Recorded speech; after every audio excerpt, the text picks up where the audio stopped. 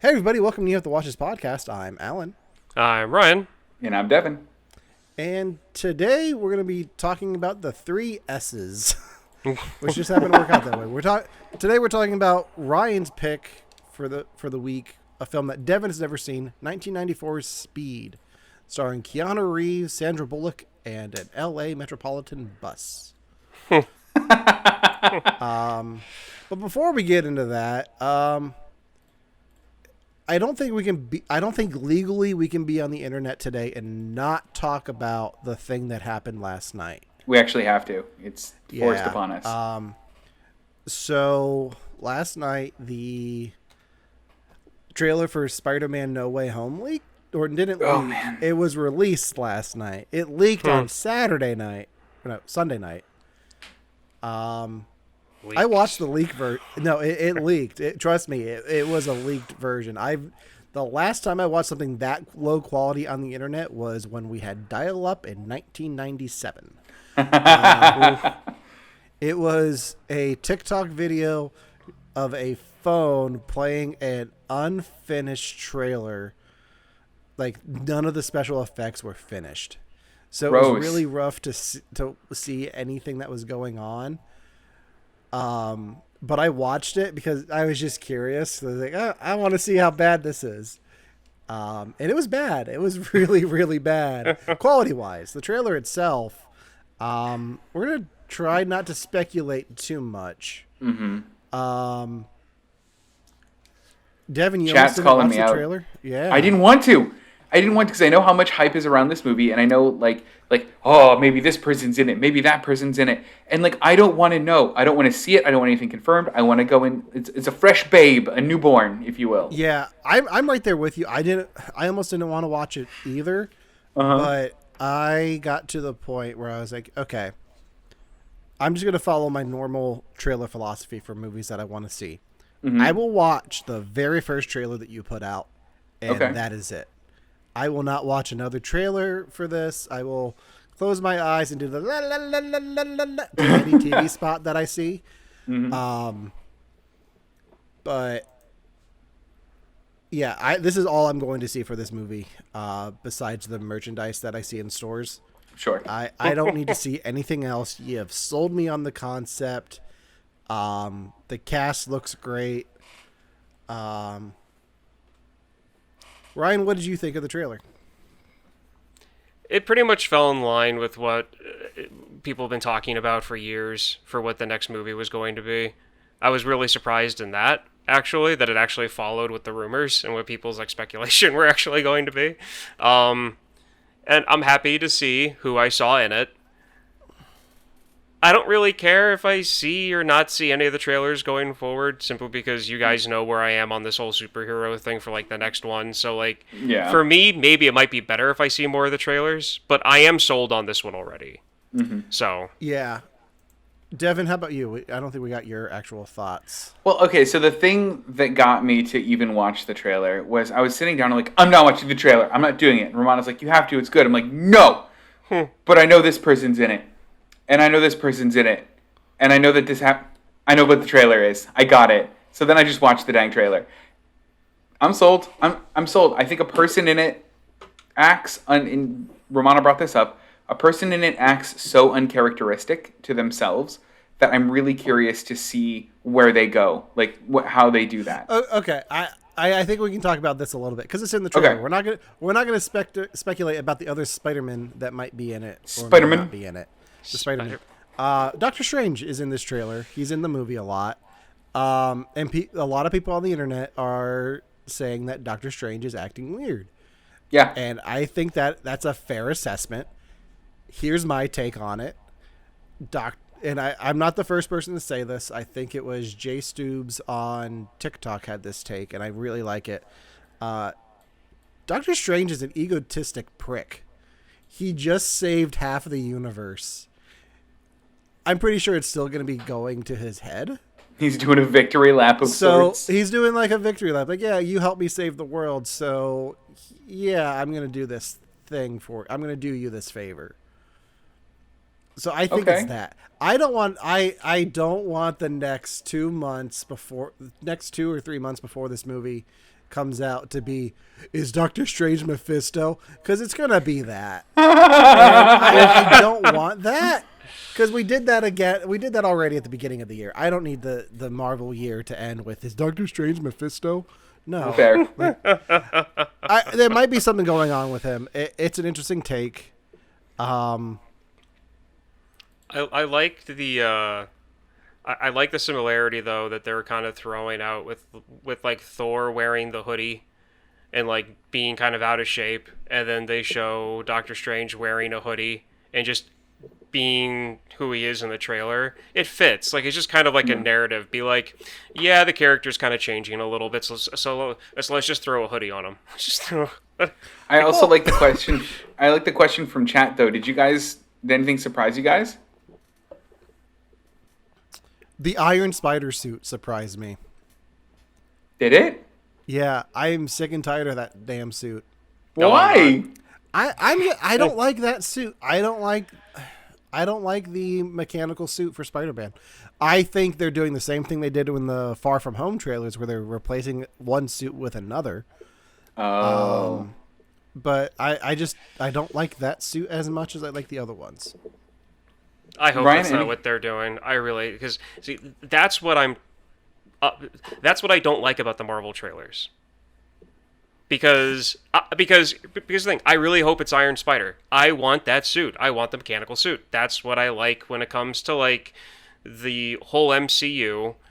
The mechanical spider suit is something that I don't really know a lot about, and I find to be really, really interesting. So I hope I see more of it.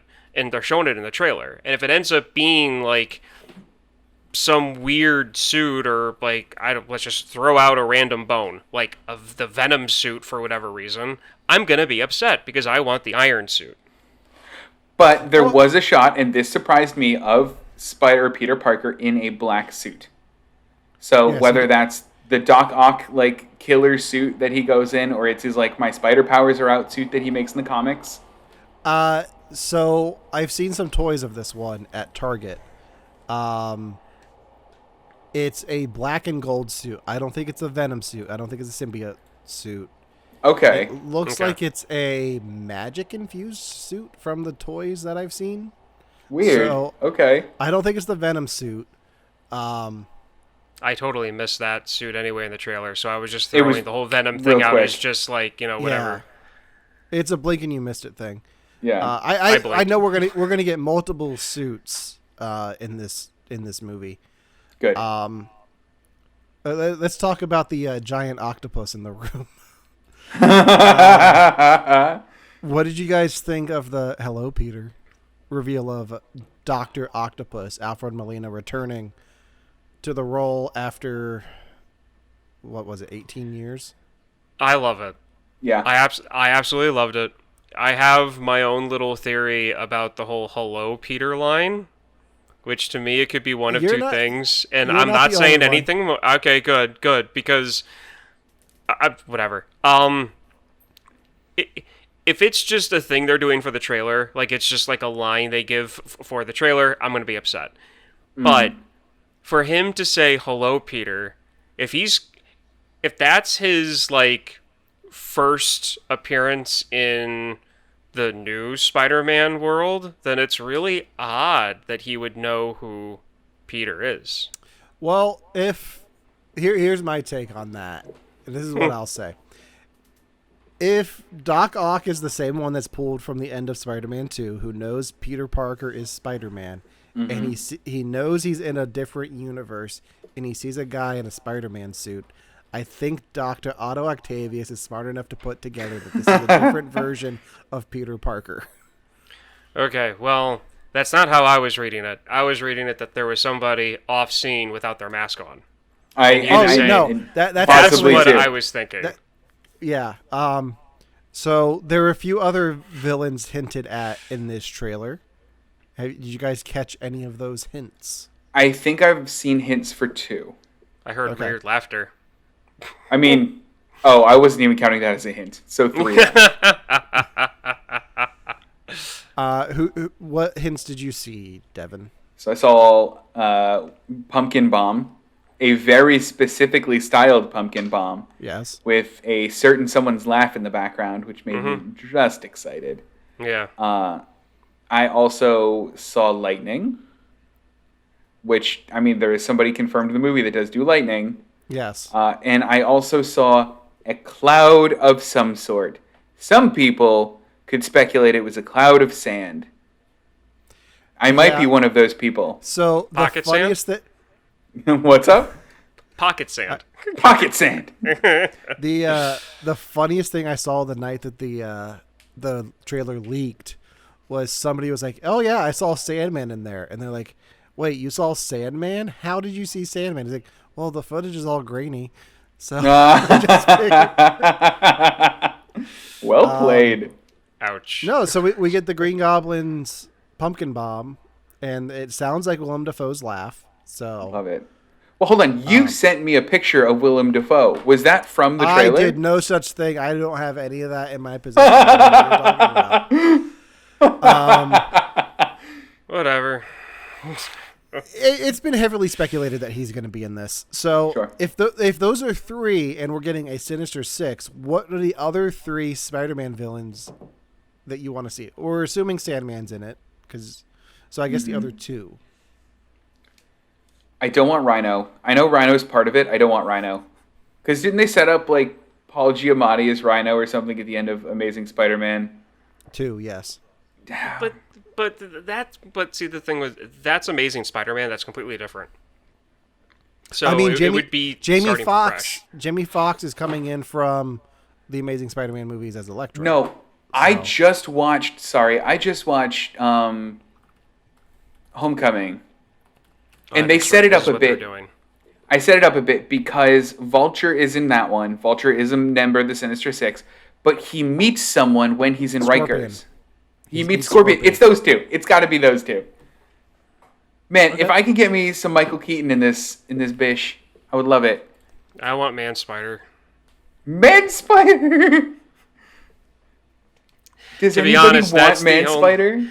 That's the only other Spider-Man villain that I know the name of that's not anybody you guys have mentioned so far. So, like, I'm tapped out at this moment when it comes to Spider-Man villains.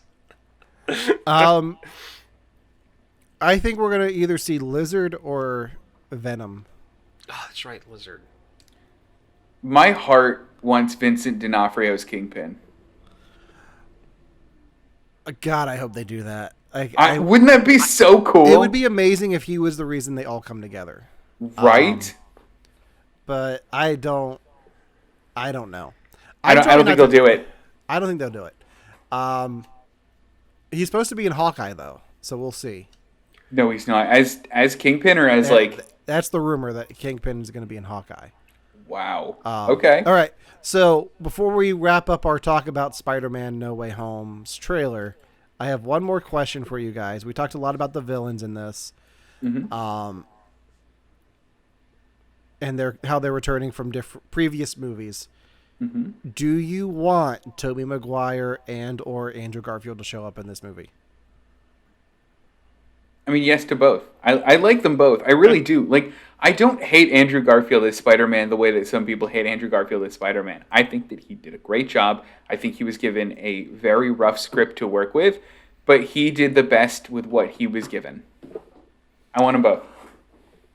Okay. I'm fine with it. I'm good. I was thinking before if, like, I really wanted that to happen and, you know, under, like, what context. But at this point, we're so far into this whole MCU movie universe thing that it could really be just mail-in cameos, and I'd be perfectly happy with it.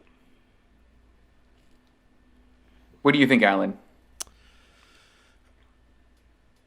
I want them to be in it. Yeah? I am prepared for them not to be.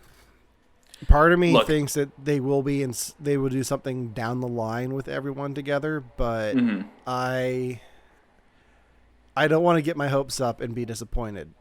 But for now, like, this is how they get the Sinister Six, is the multiverse thing, and that's it? Yeah. I wouldn't be surprised if part of the deal was you can build the Sinister Six in this movie for the MCU, but we're going to do the live-action Spider-Verse over in the Sony universe of things, and let Sony keep all of that money. Here's my thing. Like, I think because if you remember, this movie was never supposed to happen because Disney and Sony cut off their deal. Mm-hmm. So I think I wouldn't be surprised if this is a setup for a Spider-Verse movie outside of No Way Home. I think it would be better if it might be better if it focuses on Tom Holland Spider-Man and then sets up something that you can do later with all of these Spider-Man and the villains together. But I think that would work. I really think that would work. It's hard to do that though without anyone knowing. And I don't know if they can pull that off. Look, if they do that, there's only one way to placate me, right? Because I'm going to be mad if it isn't this movie and they make me wait for a whole other movie. And that's if you put in Spider-Man, the Japanese version of Spider-Man with the Megazord. That's what I want. That's the only thing that'll make me happy. Spider-Man will be in Spider-Verse 2. Will he? They confirmed that like 2 years ago. Oh, I didn't know that. That makes me incredibly happy. Ryan looks confused. There's a Power Rangers Spider-Man? Yeah, there's a Japanese... I'm sending you a link in our chat. Yeah. Sorry, action, I just remembered. I'm sorry. Yeah. I just remembered I just had a flash of really corny, bad TV show footage of it. You mean glorious footage? Glorious and bad can be the same thing. Glorious and Well, hold on. Chat brought up something interesting. Do you think they would do, in the new Spider-Verse, you think they would do Spooderman? Because, and I would say a hard no, Spooderman's like that weird meme with Spider-Man with the weird face and he says something sarcastic. I would say no, that's ridiculous. Why would they put a meme? But we got Big Chungus in Space Jam 2. Yeah, I don't know. Have we? So, what is the world anymore? Yeah, anything's up for grabs at this point. Have we watched the Spider-Man cartoon from the 90s where they were called the Insidious Six? I love the Spider-Man cartoon from the 90s. That was actually my introduction to Doctor Strange, was Spider-Man and Doctor Strange interacting in that cartoon series. I paid money for somebody to record that Spider-Man on their TV onto a VHS and then give it to me. That's how much I liked that stupid show. I love it. Yeah. It was part of my normal morning cartoon rotation. I don't remember a thing from it. I don't remember a thing. I never realized until Disney Plus came out that all of those animated shows from Fox Kids for Marvel were connected. Mm-hmm.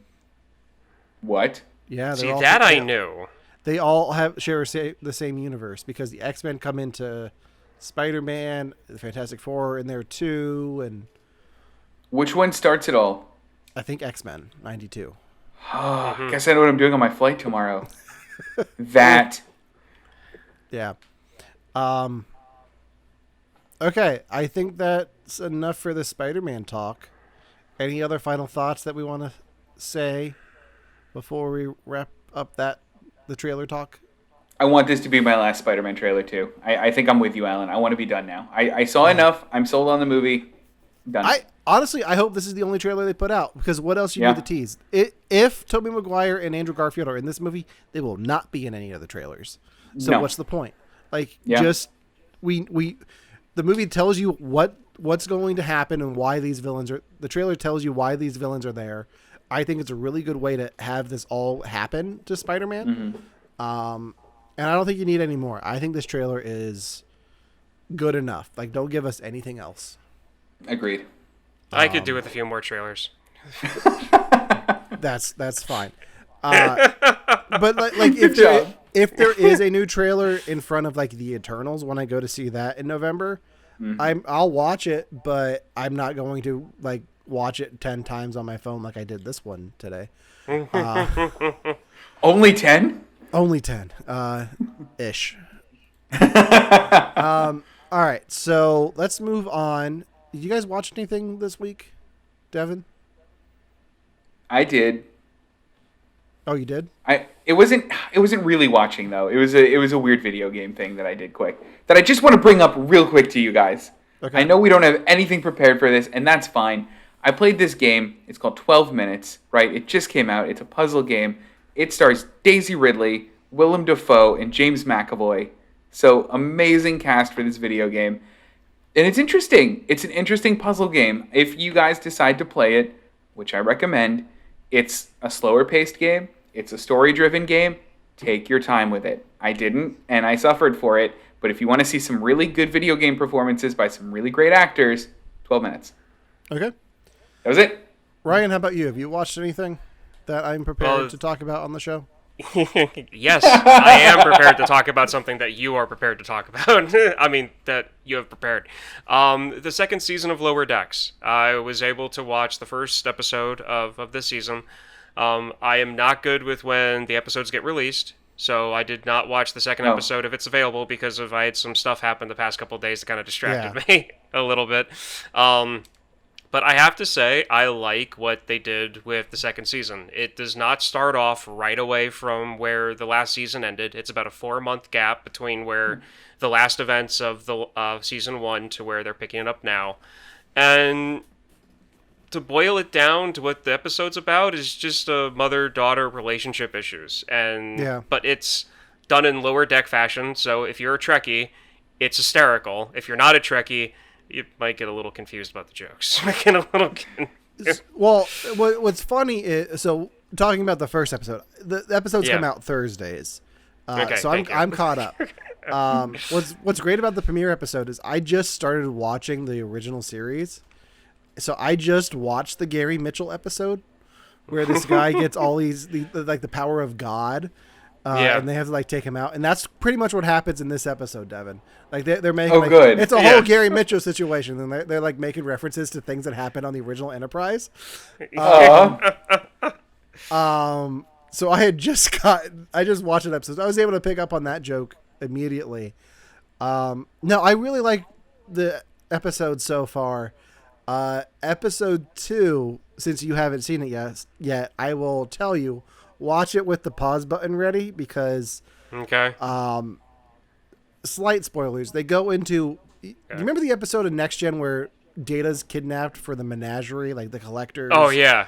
I love that episode. They pretty much deal with what the aftermath of one of those guys dying. So they have to go in and catalog this huge collection. And there are Easter eggs galore in this episode. There has to be. Okay. And not enough Riker. I'll just say it. Not enough William T. Riker. Yeah, I could watch a whole cartoon show of just Jonathan Frakes playing Riker in the Lower Decks fashion, just Riker being loud and boisterous and ridiculous, and putting bending his leg in ridiculous fashions to lean on furniture. So which Devon, he does in the second episode. Yeah. Aww. Devon, one of the things that they did in the first episode was that they mainly focused on the main character and her mom, being the ship captain and everything, and just them dealing with their number one going old god and crazy. Mm-hmm. But they always refer back to now I'm forgetting his name. The one that went over to the Titan, the one that's working with Riker. I cannot remember his name right now. I don't know. I know you don't know. I was I can't help you here. I'm sorry. Yeah. But they refer to another character on the show? Yeah. And they keep on talking about how he's probably having such a fun time on Titan. He's probably doing well, and you're waiting for can you please cut to him to see what's going on? And they don't throughout the whole show until the very end. And he's literally at the helm of the ship screaming his head off because they're going into a vortex. So clearly he's not having the time of his life. And Riker's behind him going, "Oh yeah, I love these," and everybody's faces get all distorted because of the gravity pull. See, that's fun. Now, the one thing I want to know is I haven't watched any of Lower Decks yet. Of anything that Star Trek is doing, this is the thing that interests me the most. You guys know my history with Star Trek. You know where I'm at with it. Will I get anything from this, or is this just going to be in-jokes flying over my head with some funny animation? There are a lot of in-jokes. Mm-hmm. I think having a passing knowledge of the Star Trek formula and how episodes work, I think you'll appreciate this. Just from a novice point of view. Like, I don't think you need to be. I don't think you need to know who Chief O'Brien is to understand some of the jokes. It helps. That hurts. That hurts. That hurts me right here, Alan. Yeah. Okay. I don't think you need to know who Tom Paris is to understand some of the jokes. Is that better? Yeah. Okay. Yeah. I guess that's better. But would I know some jokes if I know Tom Paris? Yeah. Yes. Yeah. Yeah. Okay. Yeah. I mean, my answer would be just brush up on weird character stuff from like Next Gen, and you'll get like 45% of the references. Wow. Or just take pictures of things that you don't understand and send them to Ryan, and he'll just explain it to you. I'll help. Yeah. Actually, I would enjoy doing that. So that would be fun. Yeah. I just totally, watch an episode, and totally then Ryan has to explain to you everything that you didn't understand. Which is probably most of it. You just make that a podcast, honestly. That could be a podcast, probably right? Could. Coming soon to our OnlyFans. Which is no longer a dirty sentence now. Yeah, which is why we're not setting up a dirty fan or an OnlyFans. Like, what's the point now? Like, right, if I can't get naked on camera, why am I even doing it? You get naked on camera. There's just things you can't do while you're naked on camera.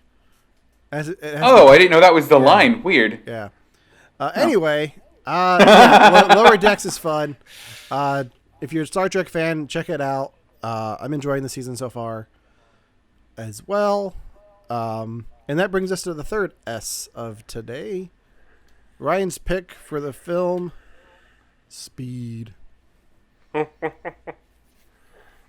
Yep. So, Speed was directed by, and we talked about this before the show, so if I mess this up, I apologize. John D. Bunt. Jan de Bont. Jan de Bont. Nailed it. It came out in 1994. He is also the director of one of my other favorite movies, Twister. And I usually watch these movies back to back because they're made by the same person. Oh. Even though I don't really know how to pronounce his name. But anyway, as Alan said before, it stars Keanu Reeves, Sandra Bullock, and one person he didn't mention was Dennis Hopper. This movie is why I love this man. I'll just put that out there now. And Jeff Daniels is in it, and a lot of other people. Yeah.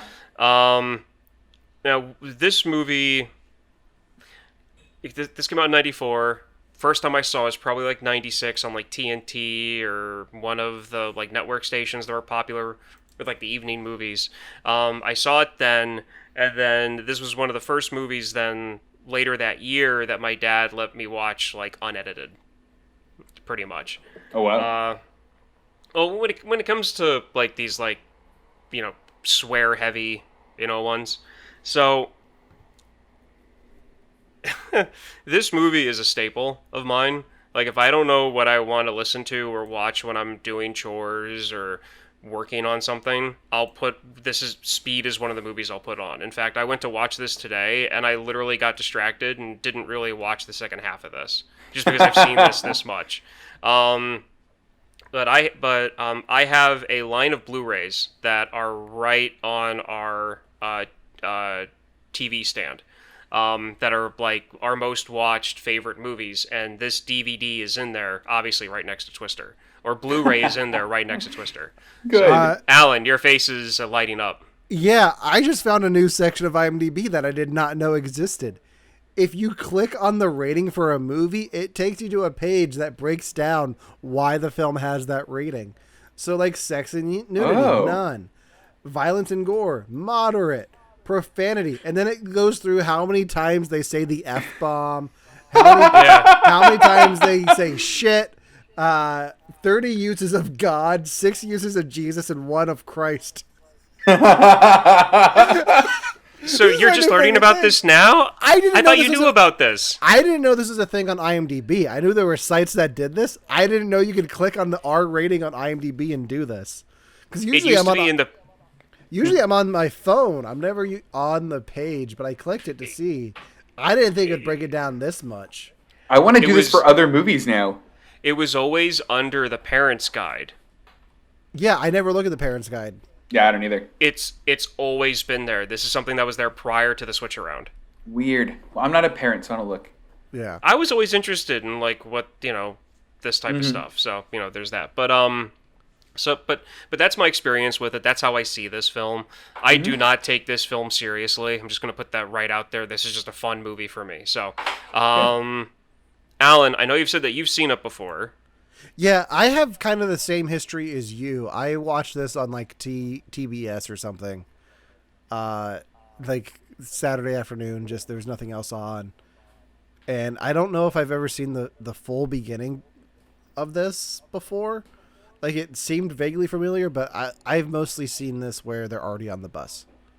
Gotcha. Okay. So you've already picked it up after, like, the first 10 minutes.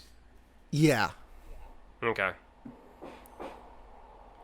And then how often have you seen it then? Like, is this something that you kind of, like, you stop on if you see it, or is this kind of like... When I had cable, I might watch it if there's nothing else on. I enjoyed it. It's one of those fun movies. It's fun to like make fun of because it's just Die Hard on a bus. Like, I think our chat even said that. Yeah. Yeah. Okay. So Devon, you being the one who hasn't seen this yet, what did you think about this?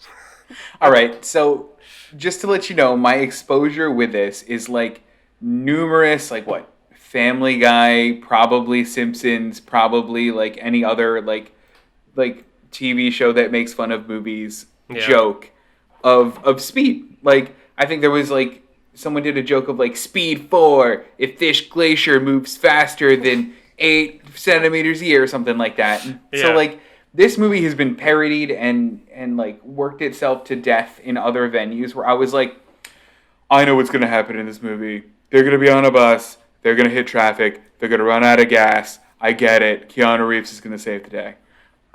So I kind of went into this movie with just like pretty low expectations. I freaking loved this movie. I loved it. I will watch this movie again tomorrow. I mean, I don't own the movie, but I'll watch it again. And I loved it for very specific, very stupid reasons.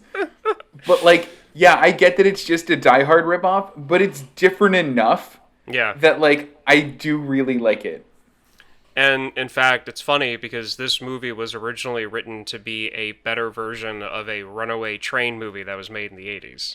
No, what was it? Runaway Train. Oh. it was the 80s. Like, all of the movies were named, like, you could name them that because that movie was never done before yet. Yeah, so... I wasn't expecting you to like it this much, but I was expecting you to find little tiny silly things to like grip you onto it. No, all of it. It came together in such a cool package. Excellent. Now, Devon, the chat brought up a good question because you're the only one of the three of us that lived in LA. Does this movie make you miss the LA bus? No, but I do want to bring that up. I didn't know this movie was set in LA. I figured it was going to be New York City, and they're making tight, like very blocky turns. So I didn't know it was set in LA. It made me miss LA. It made me not miss LA. All in one. So I never will miss the LA bus ever, ever, ever. I'm sorry. I hate the LA bus system. Blah. I don't know if a bus has ever reached 50 miles an hour in New York City. Well, that's the thing. I don't know that a bus has ever reached 50 miles an hour in LA either. Because I went, oh, bus is going 50. That should be fine. And then I'm like, oh my God, they're going on the 405. They're not going to last a minute. Well, the 405 wasn't even finished in this. Right. Yep. So, like, I don't know. There were parts of it that made it cool. And I was like, oh, I know this neighborhood. I know this place. Like, when Keanu was, like, walking down the street and they showed this, like, weird puppet of a woman on the side of a building. I used to work by that. So, like, I thought that was really cool. And then, like, I don't know. Then they like would like pan and you'd see like gross smoggy LA, or like you'd see her like running into cars on a ramp, and I'm like, didn't miss that. So pretty much, you are Sandra Bullock's character, and I would be the yokel sitting on the bus. If it makes you feel better, I think I never reached Sandra Bullock's character status. I think I was just the yokel for all 4 years I lived there. I was like, well, I just moved here, guys. Isn't the traffic terrible? Like, I was never better than that. Okay, so I'm happy you liked it that much. It definitely makes me feel better about this. So one of one of the core reasons why I picked this film is because you, Devon, don't really have a history with Keanu Reeves, as far as I'm aware, other than like the Jack Wick movies. And The Matrix, and that's it. And The Matrix, and that's it. Okay, Yeah. so this all came about, and the reason why I've had this on my list is because we used to, we talked about this during the John Wick, that I know him as like the surf bum from like Bill and Ted and Point Break, and like that's how I know, and in this movie, that's how I know Keanu Reeves. So when he does all this like really cool action stuff now, he's good at it, and I'm not taking anything away from him, but in the back of my mind, I'm just like, huh, I see a beach bum can make himself out of something, can do something with his life. So I wanted you to get a sense of like how I see Keanu Reeves. Yeah. How did you like him in this? Like, can you see some of the like his early personality movie roles kind of creep into this a little bit? Well, yeah, and the one thing I did want to bring up that just adds to the movie, right? This doesn't detract, but it did, like, I did always want him to talk. Because, like, the accent was like, I just walked off of a beach, but I'm also on a police force. There's a bomb on the bus. Like, I can't even do it. Like, he was like surfer dude, but like with a day job. It was cans. Yeah. It was just cans. Yeah. So my pinpoint of things that he says that is like pure, okay, you know, he was surfing and got the call on his pager, and he went and picked up his friend, and they drove off a ramp to get to fly in the air at the beginning of this film to like get to this thing, was when they ask, what do we have that's going to prevent this, you know, elevator from falling? And he's chewing gum and goes, the basement? Yeah. Like, that is pure Keanu Reeves to me. Is like that smart alecky line, like right at the wrong moment. Yep. Now, Alan, you've seen this before. How Yeah. do you see Keanu Reeves? Like, do you see him more as like the action person, or do you see him more as kind of like the bumbling? I know him more as the action person because my introduction to him was this and The Matrix. Okay. And oddly enough, what's the name of that movie?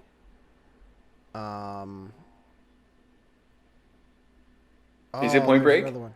No, it's not Point Break. It's A Walk in the Clouds. It's a weird one. Not Constantine? Not Constantine. No, it's, I love that movie. Me too. I've never seen Constantine. I own it, but I've never seen it. It came like in a 3-pack of Blu-rays. A Walk in the Clouds is like a romantic movie that I had to watch because my mother.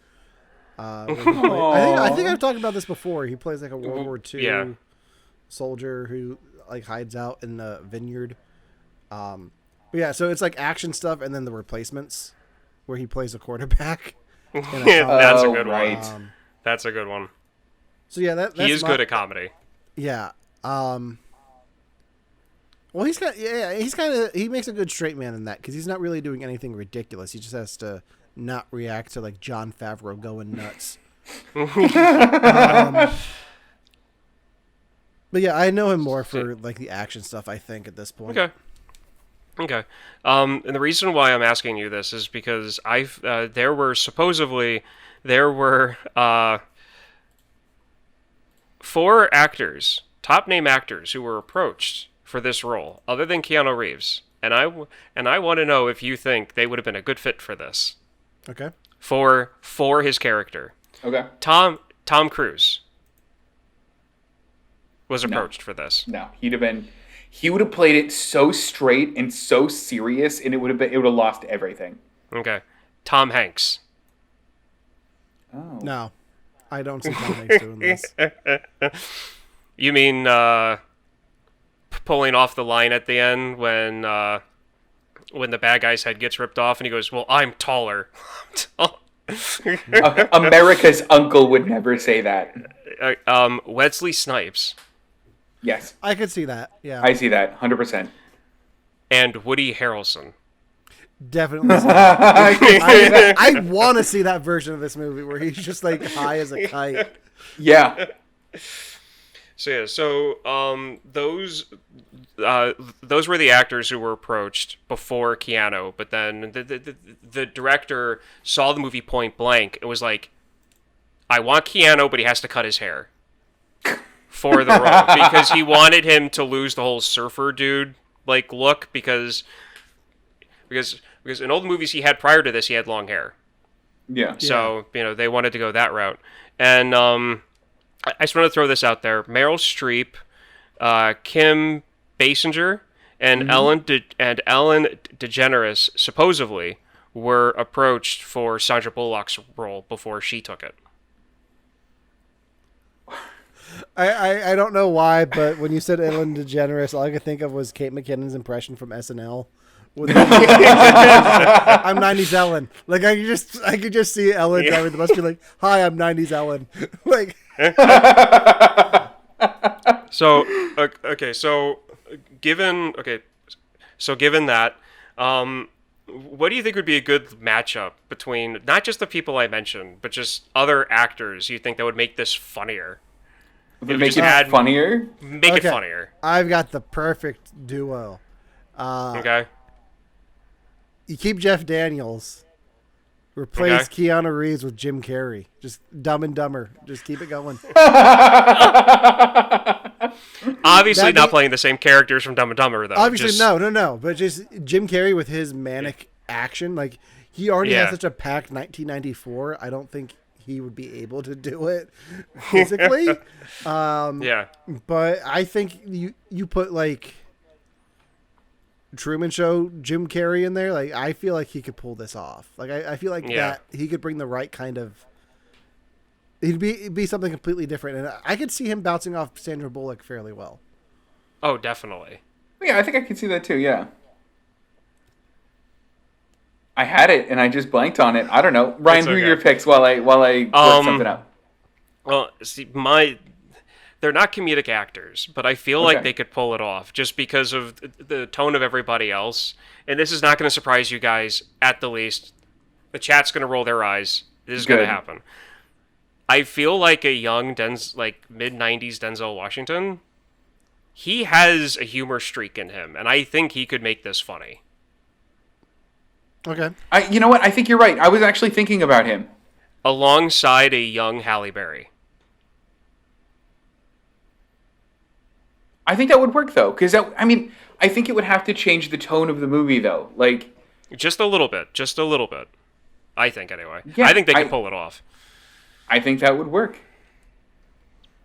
I can see that. Yeah, I really do. Well, shoot, if we're going down this train now, hold on. Just go off your original train. You're on a subway train, but you're not jumping the tracks because the controls weren't shot up. Well, no, because I had a lot of answers. I really want. I don't know why I want Janine Garofalo as Sandra Bullock's character, but that's who I wanted really badly. Okay. And she was the first person that snapped into my mind. And then I don't know who I want as the male. I really want the neighbor from Jingle All the Way. Phil Hartman? I really want Phil Hartman as the main guy because I need more Phil Hartman in my life. But then I'm like, you know what would be fun? I forgot that, like, Samuel L. Jackson is a person that could be in this movie too. And that would be funny. And he could give his lines too without any problem. Well, right? When you said Janine Garofalo, I automatically went to Ben Stiller. That would be fun. That would be interesting. I wouldn't want to go so far as to say an Adam Sandler, but maybe a Dana Carvey would be fun too, though. You could also pull off the Ferris Bueller and bring back Ferris to have him play off the comic relief on the bus. Right. I would want him to be the new to LA guy. That's who I would want him to be. Okay. Why do I feel like Alan Ruck is just playing Cameron, but in the 90s? Yeah, I mean, that's kind of what... I wasn't sure if I wanted to touch on that or not because of everything else. But yeah, no, I constantly think that whenever I watch this movie, I'm like, yeah, that's Cameron. You know, he destroyed his dad's car. He went to therapy. Mm-hmm. He became all happy-go-lucky compared to being all, I cry and listen to The Cure in my bedroom after school personality. And that's just who he is now. Just happy-go-lucky, doesn't care if he comes off as an idiot. That's Cameron. That's Cameron. Yeah. So what did you guys think of the effects in this? Because this is mid-90s. There's no CGI in this. So I really... Well, there is kind of. I really enjoy the practical effects of this. I remember watching... It had to be on like HBO or something, like behind-the-scenes footage of how they did the bus jump. Yeah. And that was like one of my first introductions to like behind the scenes of movie stuff. I really enjoyed that. I just movies like this work better when it's practical effects. Yeah. Yes. 100%. And that's what I miss about the 90s. Like that's why I'll always be nostalgic for the 90s, because you had the practical effects instead of all the CGI and green screen and blue screen and Yeah. Yeah, no, I think yeah. No, Devon, what? Oh, I think they work. I really think they work. I mean, it just... The only one that took me out of it a little bit was the bus jump. I didn't realize the bus jump was practical. I wonder how much they did, because for me, the bus jump seemed like it like took off the ramp, but like skidded forward in an unnatural way and then like did the jump. I can explain why that happened, because I just read. Oh, why yeah, that tell happened me. an hour ago. So there was a kicker part of the ramp. So when the bus hit it, it was supposed to pop the front wheels, and then and then that part of the ramp was supposed to flatten so that the back wheels went off normal instead of at the higher angle, because they wanted it to come in nose first. Got it. The problem was they forgot that the engine on those buses are all the way in the back, almost on the bumper. It threw off the weight, and they only had one bus. They only had one bus? They only had 10 buses to work with for the whole movie, and they allocated one bus for the jump. Wow. And it's really funny if you can research it. If you can find what the stunt driver's seat looked like, he was basically being suspended by bungee cords. So you can just imagine him flying around on the inside of that thing. If I remember on bungee correctly, cords. they rigged it so the seat was in the center, so when he did it, he could line up perfectly for the jump, because they only had the one shot at it. And that's something they do. That's something they do a lot. They'll move stunt drivers into the center so they have a better point of view going at the thing that they're jumping. Yeah. So the bus jumped, like, in reality on set, it jumped maybe like 15, maybe 20 feet or something like that. Yeah. And they didn't mean for it to land like an airplane. Like, that was just something that happened. They just didn't account for where the engine was or how heavy it was. And that's just what happened. And it was one of those things where, it was the director said that he wasn't happy with it, but he wasn't disgusted by it. So they left it in. Yeah, I mean, and that's how it was. Like, it didn't take me out of the movie. Like, I wasn't like, this is the worst thing I've ever seen. I'm just like, do buses move like that? And then, like, knowing what I know about it now, like, I'm not going to complain about it ever again in my life, because now, if it was practical and they had one bus, great. Yeah. To the chat, we are serious, and don't call us Shirley. I need to watch that freaking movie. Yeah, wait, you haven't seen that? You haven't seen Airplane? No. I was waiting for you guys to make me watch it. Okay, good. I've already written down one movie in my notes. Alan, I think you can take that one.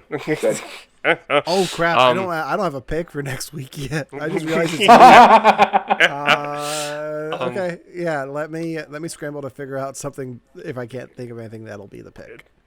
That's fine. So talking about practical effects, besides the buzz jump, because we just covered that, what is your other, like, favorite, for whatever reason, favorite effect, favorite stunt? Doesn't matter how low profile it was or how explosive it was. What was your favorite effect or scene of that effect? Mine's easy. It's the elevator in the beginning. Okay. I'll tell you, I'm going to be honest. I got mad at this movie for the first 3 minutes and 20 seconds. because I'm like, I hate these credits. I hate that I'm in an elevator shaft. This is dumb, and it's not going to resolve itself. And then the whole like first fourth of the movie was in the elevator shaft, and I went, it's clever. Dang it. My favorite part of the elevator shaft is when they pull the woman out, and as everybody's running away, you can hear her clearly say, "My shoe." Every single time we watch this movie, my wife laughs hysterically at that part. My favorite part of that opening sequence is just the same section of elevator shaft on a loop for 5 minutes for the credits. Because like, okay, maybe it's more than just one section. Then I looked closely. He's like, no, that's just one section. Just the same section. They keep looping the footage, and then it transitioned so smoothly. I was like, I feel bad for whoever had to edit that. Like, that's just a lot of work. Yeah. So, Alan, what's your favorite like action effect, whatever like stunt that they did in this? Probably when they blow up the bus at the end with the plane. Okay. That was cool. I like explosions. Nice. That was a huge explosion. One of the things that, again, I've seen this movie probably 100 times by this point. In my brain, that I always think to myself now, whenever I see this, Keanu Reeves goes, "No, he doesn't know the bus exploded." And I'm thinking to myself, how could all of LA not know the bus exploded? That was huge. But mine is really small. Okay. It has to do with when they transferred the passengers from the bus to the airport, transport shuttle. Yeah. The reason why is because those were all the real actors. They all did that stunt. What? And they petitioned as a group to get more pay because they did that stunt. Did they get the pay? They got extra pay. Oh, they got more yay. pay than what they signed on for because the thing was, the problem was that the camera angles were too close for them to do stunt people. So the actors had to do it themselves. And so the actors were like, "Fine, we'll do this. You got to pay us for doing the stunt, but we'll do it." And so that's why that is my favorite. Exactly. So that's why that is my favorite like stunt in this. My favorite gimmick though is when Sandra Bullock hits the baby stroller and she's freaking out. It's a great comic relief moment because it's like they're flying through city streets, you're going, "Oh my God, this is getting ridiculous. This bus isn't slowing down." And I know that sounds like a ridiculous statement, but the movie's done well. So, I mean, yeah, you're drawn into it and you're freaking out because you just hit a baby stroller and it's just cans. It's just aluminum cans. Welcome to LA, man. Devon, did you ever hit a cart of cans? Every day. Every day I did. Okay. The stroller of cans, not strollers of kids. Strollers of cans. How many? Cans. Once or twice. Okay, so I want to make sure. So I wanted to talk quick about things that surprised me about this movie. And by surprised, I mean absolutely delighted. First off, the sincerest, most earnest use of 80s tropey action music I think I've ever heard in my life was phenomenal. I want to run to the soundtrack of this movie. Go for it. Yeah. I mean, yeah. Funny thing, I just saw a video this week that was the trailer for Braveheart, and like, wait a second, this music sounds familiar. It's the music from the end of this movie where they escape the bus and it gets this big horn fanfare. That is the music in the Braveheart trailer with Mel Gibson. I love excellent. That. Yeah, no, this is one of those movie scores that I just know. And I am not a movie score person.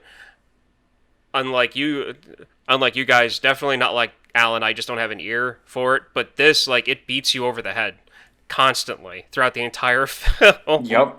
You're not gonna miss it. Well, I mean, during the opening credits scroll, I'm like, yeah, should I be kickboxing? You got to turn the bass down so you don't make the neighbors mad. Exactly. What other things kind of surprised you about this that tied you into it? Because you mentioned how there was like some small stuff that just kind of like gripped you to it that you said were stupid. Or Okay, I'm gonna pitch this over to you because I think you might get it. What is the most Devon thing that you think I could be pleasantly surprised about? Because you know my dumb assumptions with movies. What did you think I was surprised about? This is really dumb. His partner dying?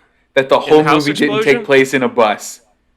Oh! You seriously thought this was like phone booth? I thought this was say that. You didn't give me the chance. Oh.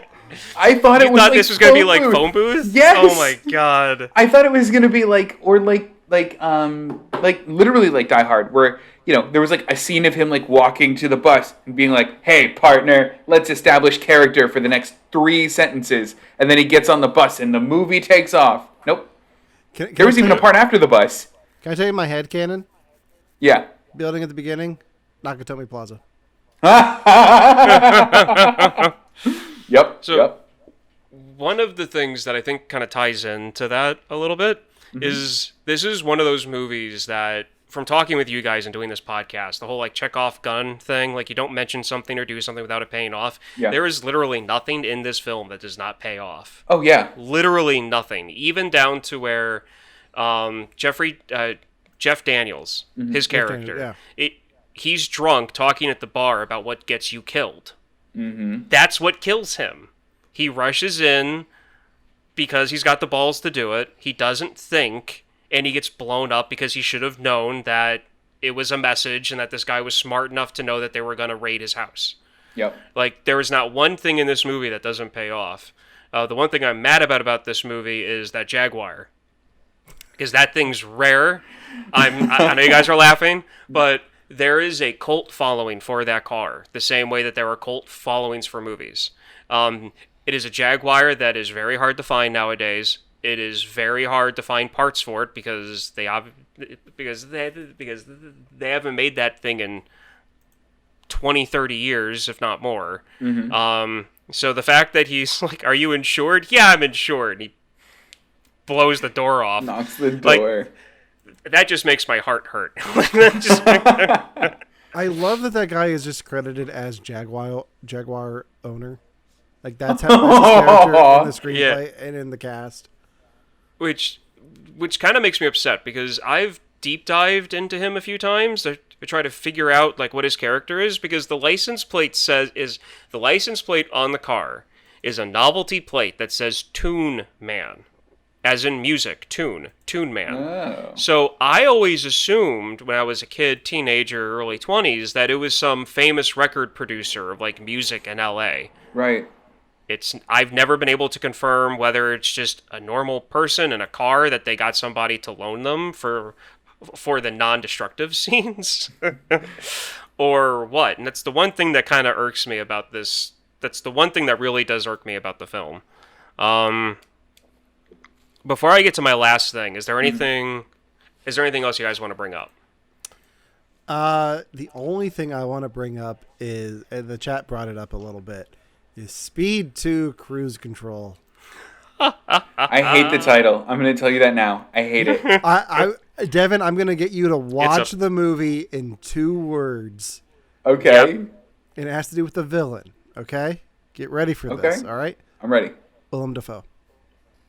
Oh, son of a bitch. Yep, you got me. You got it. And you want to know something else that's funny about that? What? The title, Cruise Control. Yeah. It's a pun. That's why I hate it. It's a pun. You get it? Because it's on a cruise, because it's like a boat, but then also cruise is the whole thing for speed. I get it. I hate it. No thanks. But that's the thing. But there's also William Dafoe.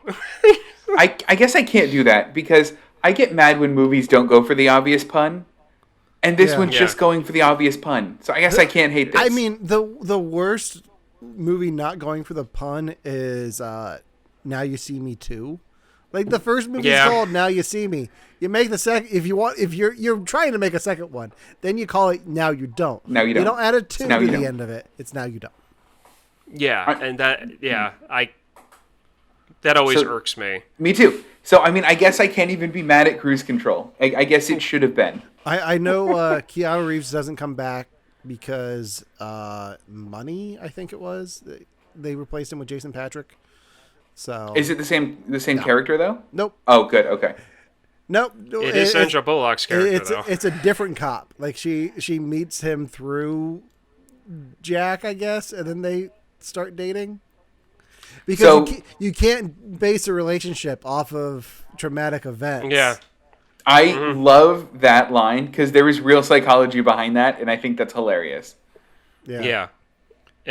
So that gets to two statements I want to make about the film real quick, and then get to my last thing that I want to talk to you guys about, because it's scary how bad this movie could have been. Okay. I'm dead serious.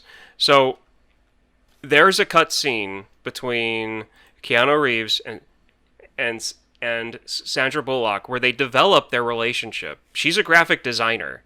They talk about her job, and that scene wound up on the cutting room floor.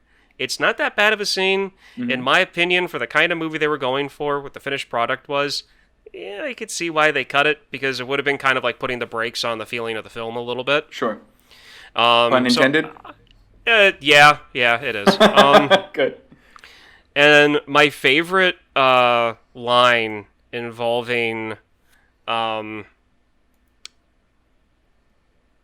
went to go say his character name from Ferris Bueller, and I lost it.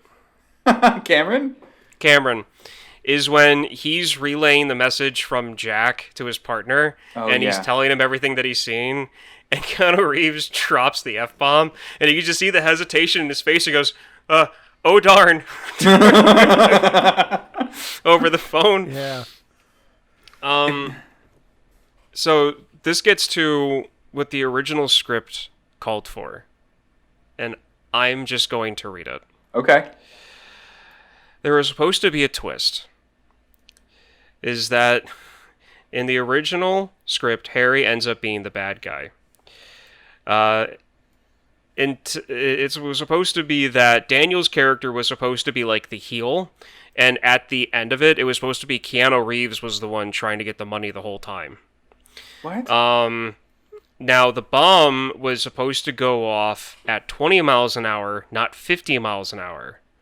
Because it was supposed to take place in LA city traffic, not on the highway.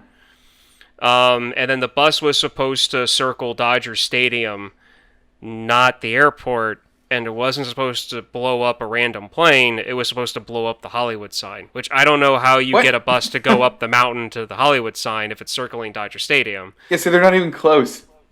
So could you imagine the cast that I was talking about before? Tom Cruise, Tom Hanks, those... And then, of course, the actresses, with that kind of a twist, with that kind of a story change. Okay. This movie could have been awful. Awful. Yeah, that sounds horrible. That's how bad this movie could have been. And it scares me that's how bad this movie could have been. It makes me wonder, like, if that's the version of the script that Dennis Hopper read, like, fresh off of Super Mario Brothers, and he's just like... I mean, it's better than whatever the hell I just did.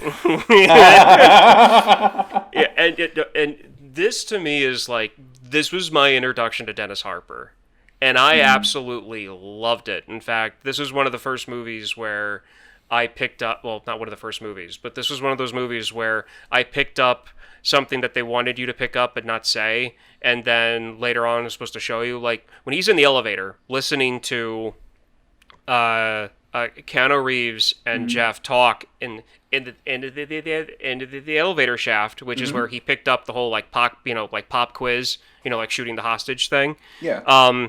He's holding his hand up to his ear and he's missing his fingers. You can see the giant scar on his hand, but they don't say anything. And then there's the explosion, and then they show him later in his like little loft apartment thing that he's watching all of the TVs on, and they showed the hand. And I remember first time I watched this, I was like, oh, it's the guy from the beginning. And I remember my mom going, no, it's not. He died in the explosion. I said, no, that was a decoy. I was like, I don't know, 11 or 12. I was like, no, that was a decoy. That was a decoy. Mom, it was a decoy. Stop it. All right. Love it. Any other final thoughts on Speed before we wrap this up? This was a delight. I love this movie. I really wanted to watch Speed 2 after this, but I didn't. I think I'm going to tonight. So I'll let What's you know bad about it, though? Like, really, what's bad about it? Yes. Okay, done. Yeah. There. It just doesn't hold up. Yeah, it doesn't. It for the year that it came out, it didn't hold up. It's just ridiculous that she's in the same situation again, and but this time on a cruise ship. Is she also like steering the ship? I don't want to tell you because I don't remember. All I remember is Willem and I Dafoe. couldn't tell you either. Yeah. And then sorry. No, you're good. Anything else? Nope. No. All right. Well, I think that does it for our review of Speed. And I said I didn't have a movie picked out, but since we have our calendar now, I do have a movie picked out. I forgot I put one on there a few weeks ago. So with summer coming to an end, and this being the last big summer blockbuster we're going to be talking about for a while, I think I have a movie for the end of summer, guys, and it's a movie that Devon's never seen. That's been a topic of contention on this podcast for the last few weeks, and that's Dirty Dancing. Oh no! Yes. So we're gonna celebrate the end of summer by not putting baby in the corner and watching Dirty Dancing for Devon's first time. Great. And I cannot wait to have him eat crow. Just saying. Okay. I will go into it with an open mind. Yes. Thank you. Until then, if you're watching us on Twitch, make sure chat's right. You will have the time of your life, and you owe it all to me. I hate it. And until next time, if you're watching us on Twitch, make sure to hit that follow button. We may be doing a surprise. We may be doing a impromptu show on Sunday if someone decides to fly over from London and is in town. Ryan. So, yeah, Ryan. We're not sure. How did I end up in West London? I don't know if schedules are going to work out yet, but if they do, make sure to like us on Facebook and follow us on Instagram to find out. We will make sure that we advertise that if it happens. If not, that'll be the show after Dirty Dancing, I think. But we have a fun idea planned, so stay tuned for that if it happens. If not, we'll be live next Tuesday with our review of Dirty Dancing. Devon will be live again on Friday, correct? I will. Or will you be? I know with your traveling. I think I can do it. I'll be live on Friday then, because I'm doing. I'm in the middle of my newest video game challenge. This is a Portal speedrun. Whoever tuned in last time to watch me do it, thank you. You're awesome. I have gotten the game down from 3 hours to 1 hour. My goal is a half an hour. Nice. Thank you. Yeah, so I found out some cool tips and tricks. I've actually been practicing. I can't wait. So, okay. So, in the words of Bon Jovi, you give love a bad name. No, I'm... all right, so make sure to follow us on Twitch for that. While you're at it, go over to our YouTube channel, and you can check out Devon and I this past weekend did a show as part of the Victims and Villains Awareness-a-thon, where we reviewed the first 2 episodes of Marvel's What If, and then spent the rest of the time talking about our own ideas for what if stories. My picks were the Sam Raimi Spider-Man films, The Dark Knight, and another non-superhero movie that I'm going to make you watch to find out. And then, Devon, your picks were... My picks were the 2005 Fantastic Four, Batman vs. Superman, and I'm just going to call it a well-beloved movie franchise that I spent a lot of time working really hard to make it worse. Yeah. So, tune in. Yeah, that fandom's going to love your idea for it. They're going to love it. But that is live on our YouTube channel. It's also available on it's on our podcast feed, so you can listen to that wherever you listen to podcasts. We're on Spotify, Apple Podcasts, Amazon Music. Anywhere you get your podcasts, you can find us. So until next time, for You Have to Watch This podcast, I'm Alan. I'm Ryan. And I'm Devon. And be careful what you wish for, Parker. Oh, that was a good one. Yeah. I've got the thing here. I forgot to put it on earlier. Oh, I like the nose holes. Those are my favorite part.